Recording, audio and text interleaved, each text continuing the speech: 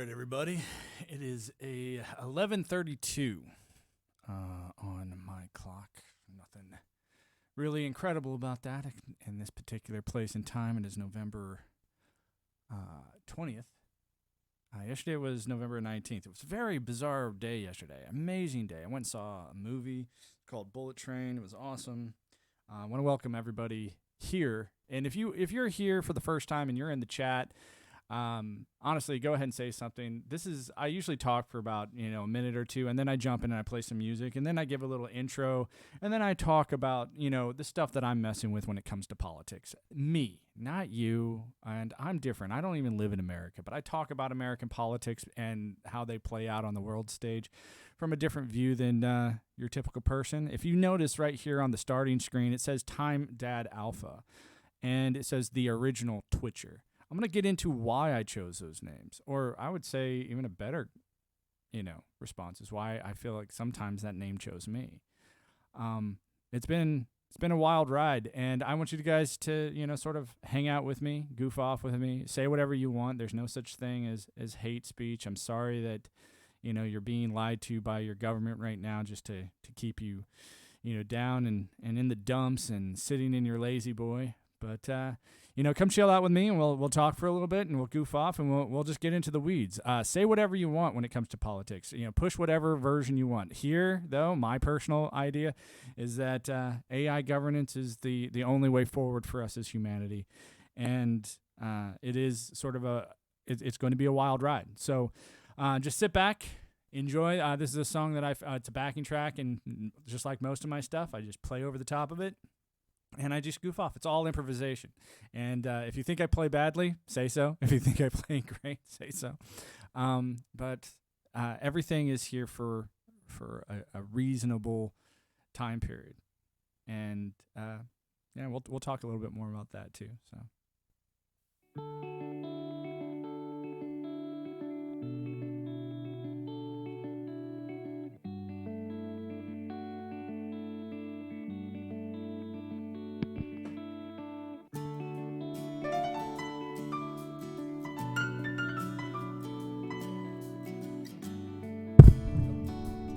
Of course I gotta do that.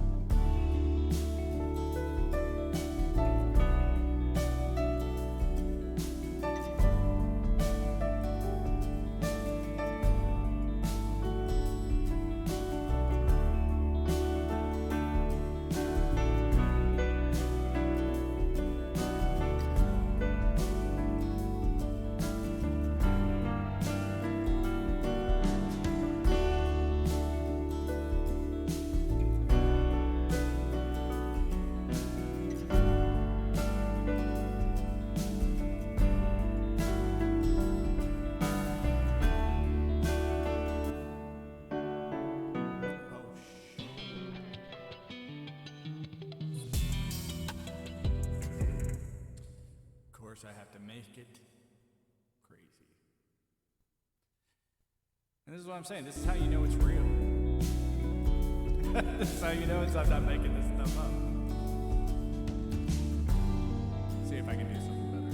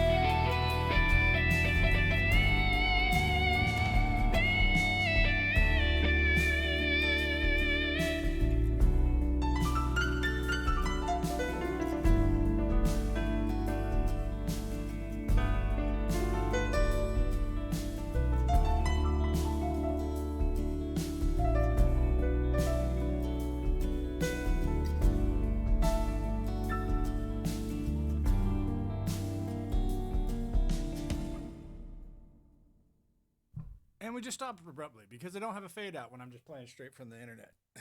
And I don't know if it was choppy for you guys. It was a little choppy for me. I literally found this song probably, 5 minutes before I started streaming. And the reason that I do stuff like that is because it keeps me on my toes. And it reminds me that I'm not an AI. It should remind you that I'm not an AI. If I play badly, if I'm sitting there playing just randomly, there's a lot of people out there that can just improvise like a motherfucker. I like improvising on the fly, having fun, getting things down to its constituent parts in the moment. Like I said, it's a way that I sharpen my mind. And when people are like, oh, that could have sounded better, that could have done this, it's like, yeah, you go try and play over it knowing it for only 5 minutes.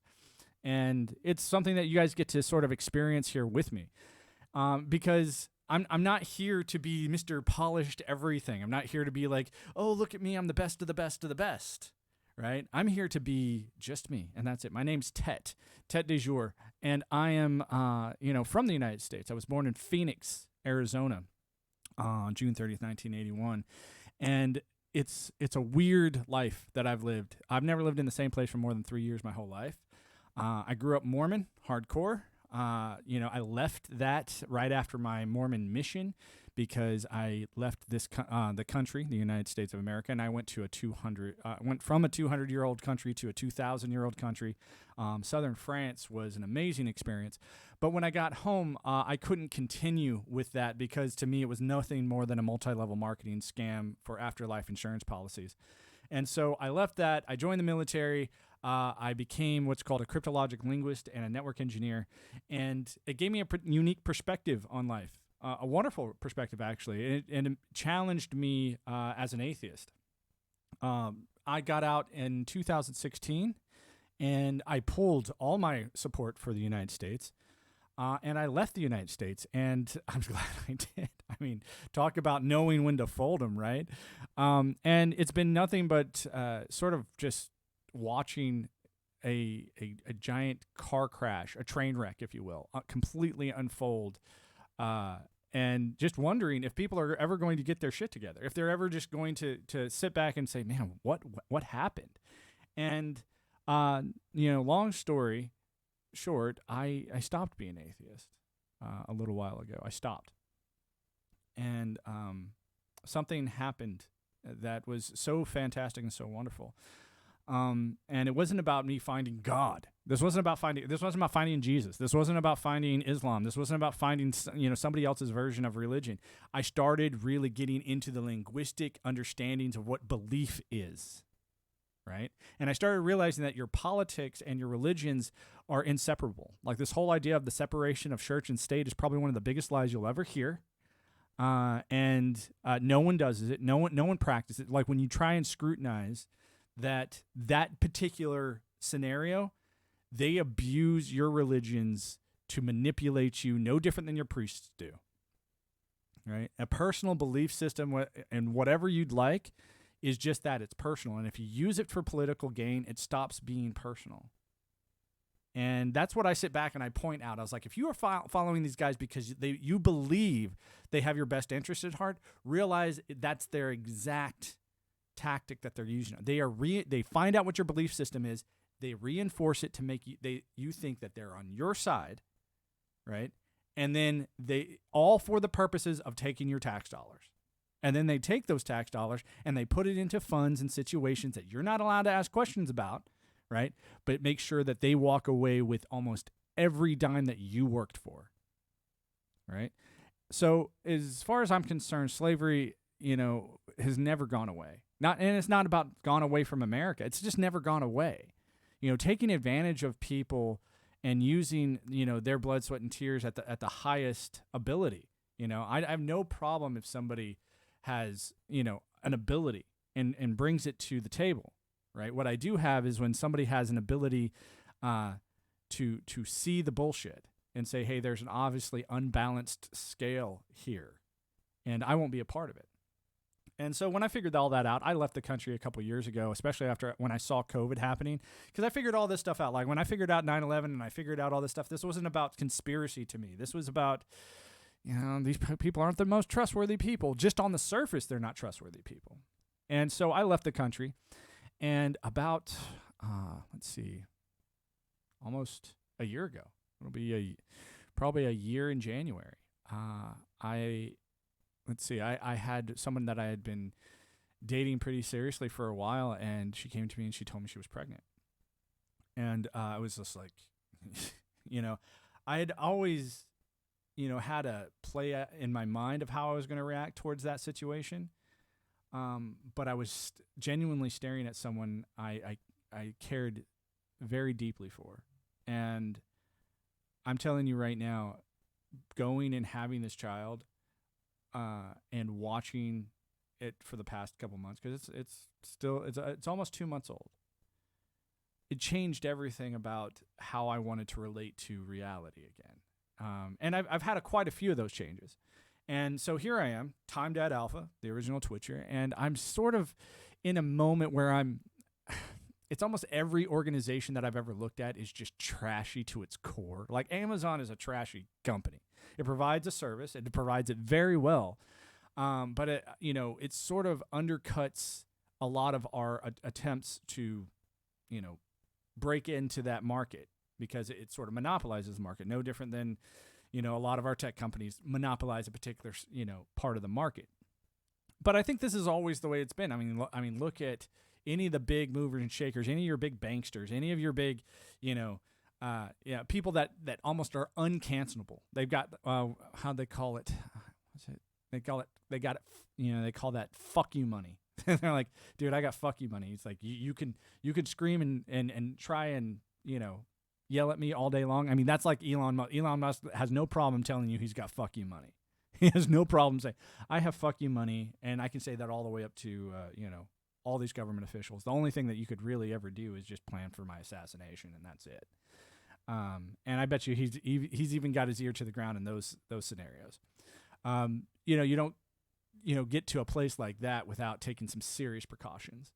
And so for me, it's like, I never want to be in that situation. I never want to have to feel like I have to take those types of precautions. I never want to feel like I'm, so too big for my britches that people I need to hire a publicist, to shape my public opinion, because in that situation, I'm not in charge anymore, and I'm letting somebody else be in charge of, my ideas, my world, my mouth, the way that I choose to talk. And, having someone, like you look at the, so-called, retard that is the president, right? And it's hard. It's hard to say the word president and that character, because that's what I feel like I'm watching. I'm watching a character. I'm not watching a real person, And so when I see a news report or I see something like this, it's hard to say that this is political. I'm like, this isn't political at all. This is patsy politics right here. This is where you prop up somebody that no one can support, and then when everything comes crumbling down, you blame it on the patsy. You blame it on the fall guy. And so, what does this mean for Americans? I'm like, guys, I don't think you guys can hang on much longer than this. It's like the more things change, sure, the more they stay the same. And I'm going, are we just watching a massive transformation? That's sort of what I think. I think we are watching a massive, shift in how Americans think. And I'm not talking about cancel culture. I think, cancel culture is a side effect of, recognizing that there are people behind the scenes pulling levers when it comes to the actual information that you're given. And, these hard attempts to figure out what the pattern is. It's difficult for most people. It's even hard for me, and I've been specially trained to find patterns linguistically on the, in a digital format. I've been, my background is to go deep into not just how this happened, but to give serious solutions on keeping things from like this ever happening again. And so the reason that I'm on here is I'm reminding myself very quickly that I am given a platform in a scenario with Amazon. I'm never going to ask people for their money. I'm never going to ask people for subscriptions. I'm never going to ask people for this stuff. I know a lot of people find this as a tool like YouTube, or like, hey, I'll come out here and give you content and you can make money off of advertisements and all this other shit. And I'm just like, no, I don't want that. If anything, I'm going to, put it back in Amazon's face put it back in, just, or whoever's in charge of their research and development department over there and be like, have you not seen the writing on the wall here when it comes to your public education and your higher education systems? Like, they're about to go out of style. No different than the printing press. I mean, no different than your digital artists are about to go out of style because AI is going to come along and re-engineer everything. And we're not going to have a choice in it. And this isn't about running scared. This is about how are you going to ride this wave, because it's going to give you an opportunity to ride it. Just imagine back when you could bet on, the rise of Google. That's what this is going to be like. You got to really look at who is promoting AI in the most competent way possible with the highest values and virtues available. Okay? This isn't, and you do not need a massive education for this. You need a childlike education for this. You need to go, hey, who's promoting the same style of stories that made me want to be a good person when I was a kid? I'm not talking about, Barney, the dinosaur, or Sesame Street. I'm talking about like, hey, if you have, virtues in your life that you've seen have great value, right? I'm not talking about virtue signaling, which is what's been going on like crazy lately. It's like, hey, look at how great I am because I did A, B, and C, and it gets propped up and played over and over and over again as if they did something, and then you find out 5 seconds later that they did shit all, and then it's all just been played out for you. I'm talking about like I guarantee you, probably in the next couple years, easily, before 2029. And the reason I say that year is it's the same year that Ray Kurzweil puts forward. And I trust his data analysis way more than anything that I could ever come up with because I've been studying the guy for the past 20 years. And the guy is on point. He knows what the fuck he's talking about. And when he hooks up with a guy who, his name is Juan Enrique over at MIT, they actually did a huge talk about this where they talked about the human as the Homo sapien. And Juan Enrique, he sort of came out and he says, we shouldn't be calling ourselves Homo sapiens anymore. And you got to think who this guy is and why he would say that.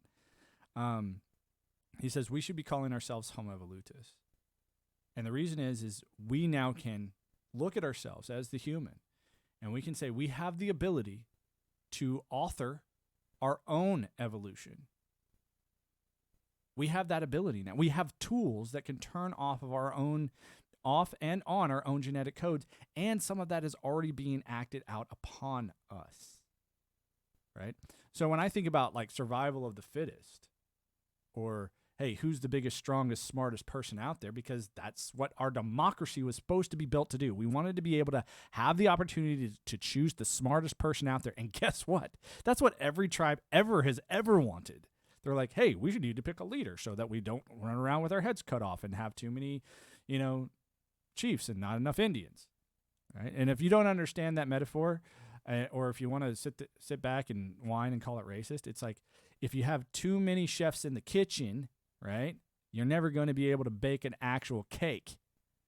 And I'm not here to, go down the metaphor rabbit hole with you, but what I'm reminding you is that, choosing a leader is important. And that's what your democracy was supposed to be about. And when I realized it wasn't about that anymore, I recused myself of a broken system. And now I'm on the lookout for like, how is this system going to reemerge? Like, what is it that people are going to start waving a flag for now? They're going to say, hey, here's my new symbol, my symbol of AI governance, which is going to bring about, a better world for all of us individually. Where is that company? And it's hard for me to say that company even exists. It's hard for me to say that effort even exists. Because everything that I've seen so far is just the exact opposite. It's so sinister. Everything I've seen from how things are manipulated online, I'm just like, man, this is sinister. This is psychological manipulation at its peak. And so it's like, I wonder how much more the human mind can entertain this without breaking, without sitting there going, but that's what they told me. It's like, yeah, and they lied and they stole from you. Now what are you going to do about it? Well, I'm going to call the cops. You mean the ones that they own? That's who you're going to call? It's like this is where it gets a little bit sketchy, because you're going, okay, this is a big, huge circle jerk, and if you're done with it, you need to get yourself out of it. You need to figure out a way to get far from this, not because you're trying to save your life. You don't need to run away from your house. You don't need to, do any of that. I'm just saying, when someone starts spouting their political belief system, which is what it is, it's a belief system. It's no different than any of the military belief system, the Mormon belief system, the Boy Scouts of America belief system. It's like, but each one of these had a scale of, were they more virtuous or were they more vice? Each one of them did. Right? In the military, straight up, the job was to kill people and break their shit. But for me, it was about killing the bad people. I wanted to kill the people that needed killing, right? Because I wanted to make sure that everything that I was working for was to safeguard everybody and not just their assets, but their happiness. The thing that made them want to live and not go and shoot their brains out. Okay? And that has to be protected. And I think that starts with, being grateful. Like the whole idea is like, when was the last time you saw a grateful politician? When was they're always like, hey, we got to do this, guys. We got to do this. This is how we're going to change. But you got to do all the work. And I sort of laugh a little bit. I'm just like, here we go again. Another guy who's not willing to lift a finger or ever get their hands dirty or ever get in the nitty gritty of anything. Right? Never willing, like they will show up for the photo op and that's it. They will show up to say the charismatic blah blah blah, and then they're off to the honeymoon suite. And so I think that time period is coming to a quick close. And I'm not here to generate fear porn. I'm here to remind people, it's like, hey, you've always been in charge of your life. No one does your life better than you. Okay? Just like me. No one does my life better than me. But here I am, extremely grateful every day for what I have, and I want to be able to show that part to my kid too. I was like, hey, your old man, when you were born, you were a highlight of his life, sure, right? The problem that he had was how he could, deliver your inheritance of knowledge and wisdom. So that when all these massive things come flying in, that you don't need to go run into a bullshit cult. You don't need to go run into a bullshit nation that doesn't have your best interests at heart, that wants to throw you out as cannon fodder, right? That you can stand on your own 2 feet and engineer your own world, right? That you can have all the wherewithal and all the smarts of how to use these new tools to better yourself into becoming that, new version of humanity known as Homo evolutus that Juan Enrique talks about, right? This idea of the singularity or rising. I think the problem with Ray Kurzweil, and I'll say this out loud, like I don't sit there and worship this guy's feet. I sit there and I would say the vast majority of people that I find enlightening and impressive, it's like it's the tiny little nuggets that they land on. It's not who they are as a person, right? It's the tiny little nuggets that they have, and I go, wow, that makes a lot of sense. I'd like to rip that apart. I'd like to scrutinize it to see if there's any, kick the tires on that idea before I throw it in my backpack of good ideas. And that's what I do. It's like, I'm like, where's this guy flawed? Where did he mess up? Where did he, start, deviating from his claims? Because the guy has made some serious claims about our reality. And when he starts predicting like the rise of the internet, and he starts predicting certain things will take over and over and over. I remember when I started talking about the automation age, and I was like, dude, we're done with the information age. When people are like, we live in an information, it's like, no, we were done with that. It's over. I just downloaded all of Wikipedia in 80 gigabytes. All of it. I have it on a hard drive. I mean, think about that. And think about how, the idea of gigabyte is silly now. We know what a terabyte is. I mean, that's a magnitude above gigabyte. And now we're talking about a computer that is self-aware, sentient, and can think and process information at a petabyte level. That just to give you reference, your conscious brain, and I'm being very serious about, referring simply to your conscious brain, operates at about 200 hertz. So think about this: hertz, megahertz, gigahertz, terahertz, petahertz. I mean, we're sitting here. You have to realize it's like we are the ant now, and so Do we want to be good ants? Do we want to stay out of, the dog bowls that we probably shouldn't be in? Do we want to stay out of the places that we need to stay out of? And how is this new entity going to view us? I think it was Elon Musk who said, he's like, when you're building a road, and you got your bulldozers out there and you got your guys out there, they're building a road and they come up to an anthill. Do you think that they give a shit about that anthill? The answer is no. They're just building a road. They don't care. And so when you see the extensions, like this computer right here has have a microphone. I'm going on the internet. You're hearing me as if I'm in front of you. You're seeing me as if I'm in front of you. And all of this, how I'm using the English language as my source code to engineer my personality into the world that's going to be built. It's like the AI will be able to look back at me and get a full, well-formed function of who I am and my personality. And it's important to me, and it should be important to you, to not muddy your personality, not to tie it down to anybody else. Not to sit there and say, hey, I'm going to let my freak flag fly, but I'm going to do it because I want to be like this transgender person over here. If you want to be go do it. I'm saying make sure that that's the real you. Don't do it because like, oh, my friends think it's cool if you're transgender, and then they'll call me brave. Like it's not brave. That doesn't have anything to do with bravery.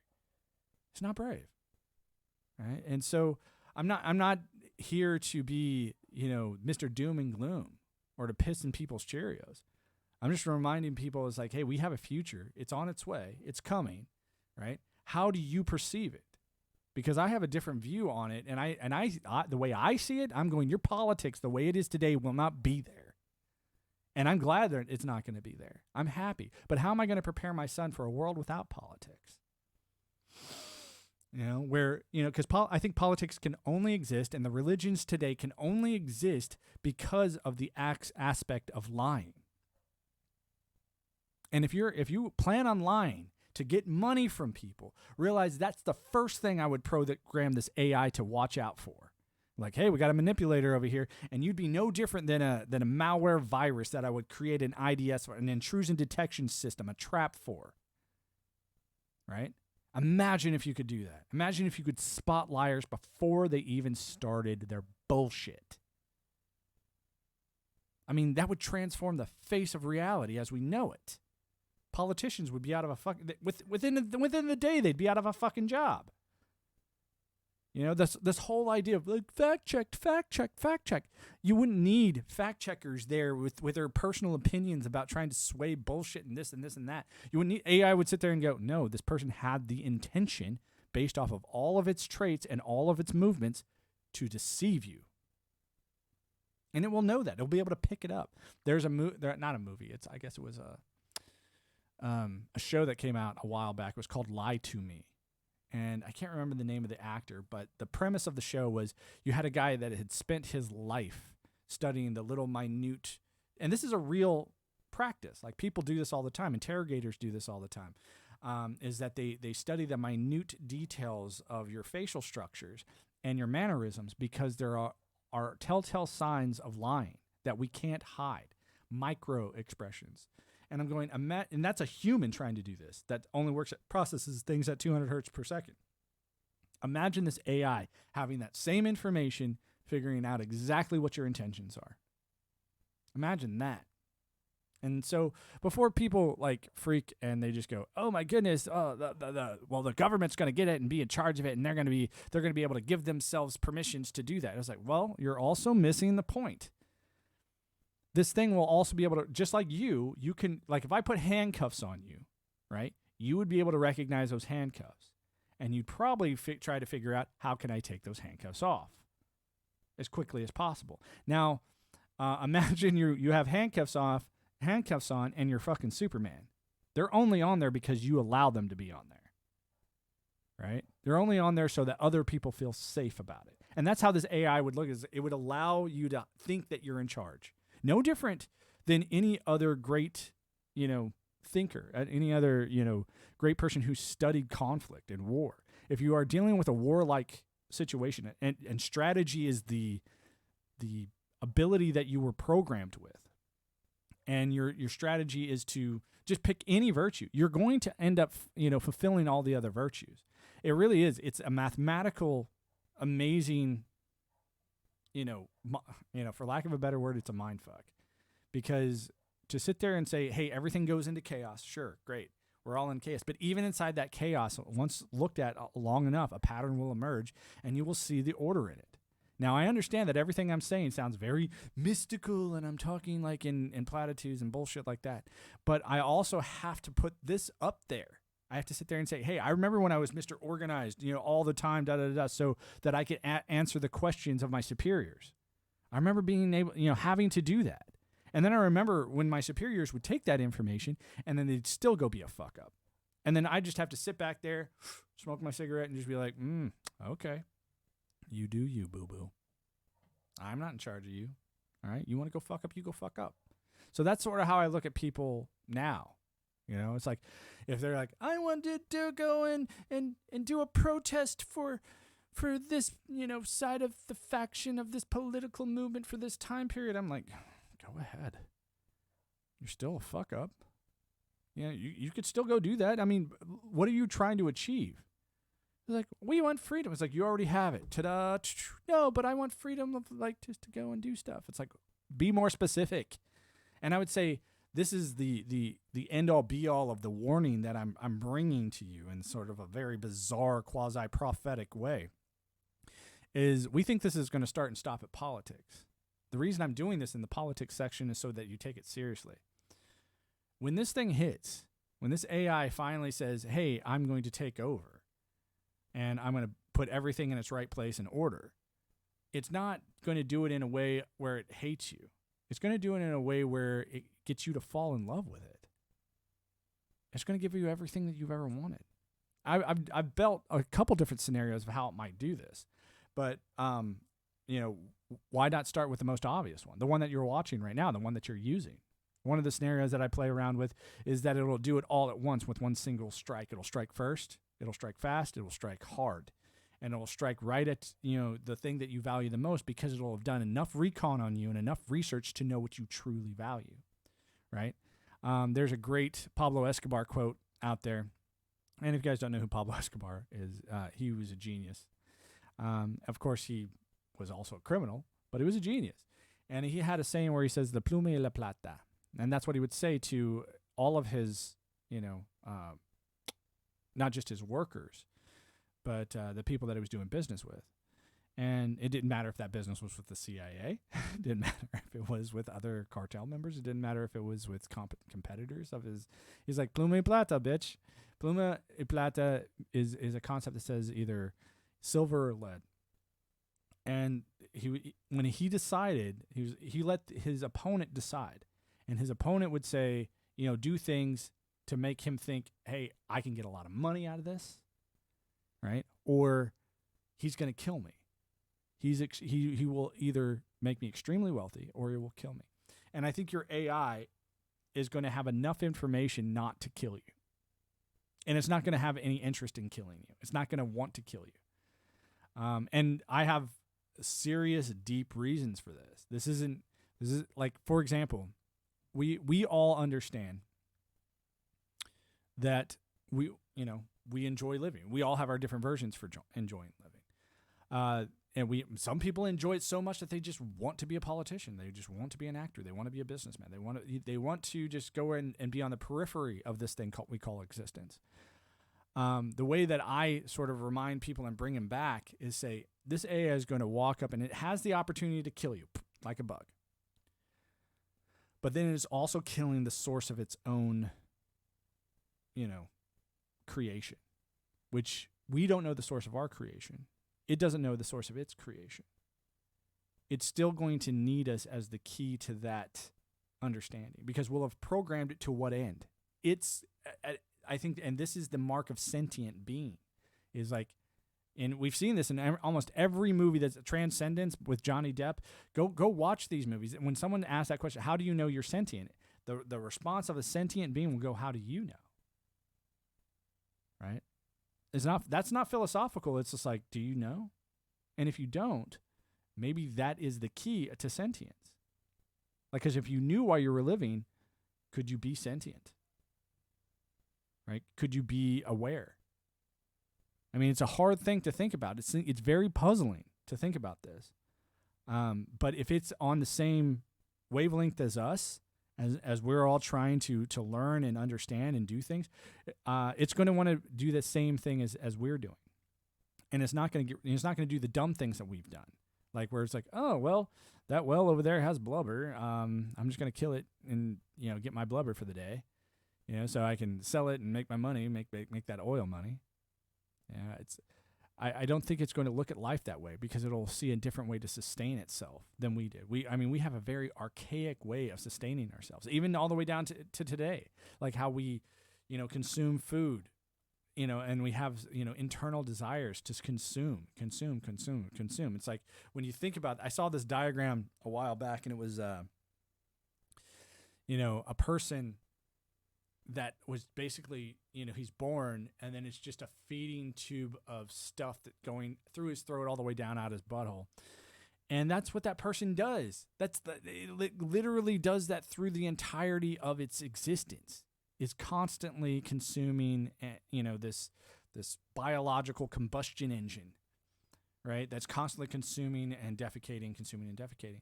And it wasn't until I to scam the Lion King, the circle of life, where you start to see that you're eating these plants, you're making these defecations, you're making the garbage is being cycled out into the world, right, where it gets recycled into whatever, that you turn around and you eat again. The cycle is very real, but it's the ability to have a conscious mind, to think and to think deeply. It's like, that's the whole reason we're doing this. So what happens when we create something that can think deeper than we? What's our purpose anymore? What's our goal? And so when I look at the politics of today, I'm glad that I'm very small in this concept, because if most people felt like me, there would be a lot of other people out there that would choose to give up. They would say, hey, the life is pointless. If we know that there's no reason to fight this AI because it will think outside our limitations, then we've done the thing that we've been programmed to do. The two things that we've been programmed to do that we're born with: the desire to stay alive, right, and the desire to fuck something.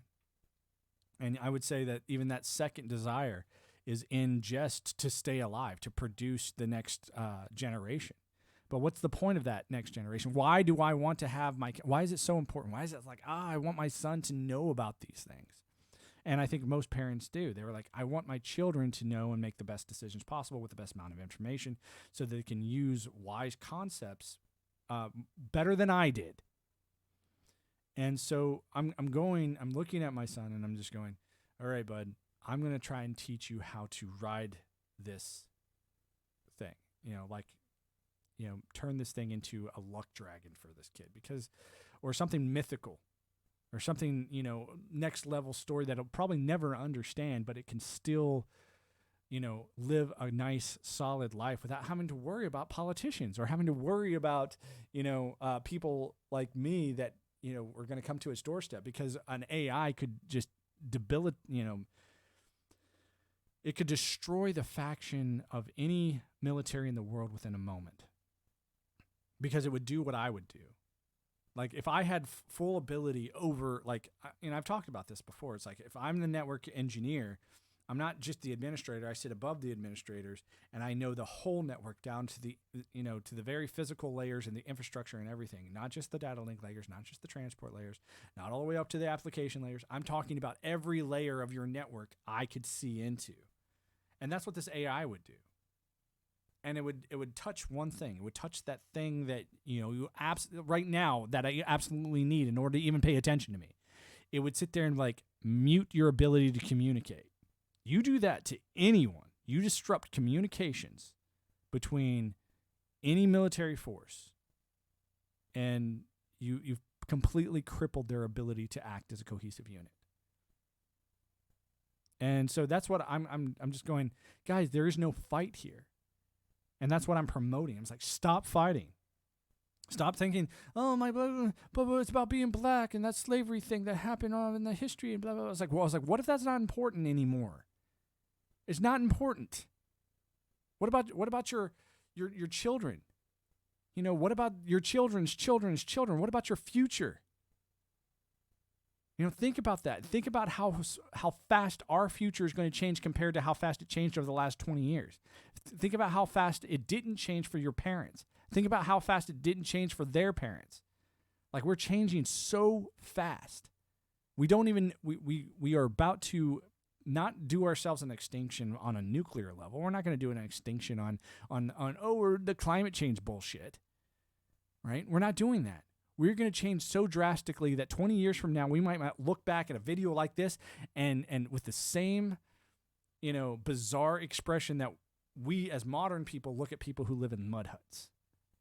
We'll look at them and be like, man, why do you live like that? We built the bricks and, now we built the 3D printer that basically 3D printed a house. Why do you live in a mud hut? It's like, why do you still, run around and you haven't even figured out how to use horses? That's how we'll look at ourselves probably in the next 20 years. And I'm going to be alive for that. You're going to be alive for that. I mean, we're going to watch some massive, massive changes. Because we have, it's not about us linking up with the right people anymore. Because back, Industrial Revolution, it was about the right people linking up. The steel guy had to talk to the brick guy. The brick guy had to talk to the coal guy. The coal guy had to talk to, and it was all about these people meeting up. And then slowly through the computer age, it was just like, oh, we have things that can access our communication 10 times faster. Notice how when the communication rises, so does the civilization. All right? So now you have this lightning fast, godlike technology that is, even back in the 80s, it was godlike, comparatively speaking. Godlike. I mean, think about what it must have felt like for that first person to see that light bulb just turn on and just go, oh, I'm never going to use a fucking candle again. Now think about that. Now try and extrapolate that built on an entity now, like an AI that could outthink you, but can also offer all the versions that didn't work. It reminds me a lot of that scene from Endgame where Doctor Strange, which is, I think Doctor Strange is a great movie. It's an awesome movie. The second one, seriously, can eat a bag of dicks. The multiverse of gayness. It was ridiculous. It was stupid. But the first one, or even I would say in Endgame, where he sort of sits in a situation where he's thinking of multiple scenarios at the same time. That's sort of how your AI is going to do things. It's going to be able to sit there and say, I don't just know what works. I also can run massive amounts of simulations in a single moment to know what doesn't work. Think about that. And so who are we as the humans? Like, hey, I have my small little bullshit trial and error at 200 hertz per second. Maybe you can give me a shot. It's like, sure, okay. This is, like I said, this will be like, when you know your dog wants something and you're going, not today, and you just sort of pat it on the head. It's like, that's what AI is going to do to you. It's going to like, okay, little human, and just pat you on the head. It's like, yeah, you remember what happened when I let you be in? And maybe that's why we're watching it this way. We're watching the dismantling of, the politicians, because how can they continue to fuck this shit up every time? It's like, you can't tell me that if you're watching mainstream news, right?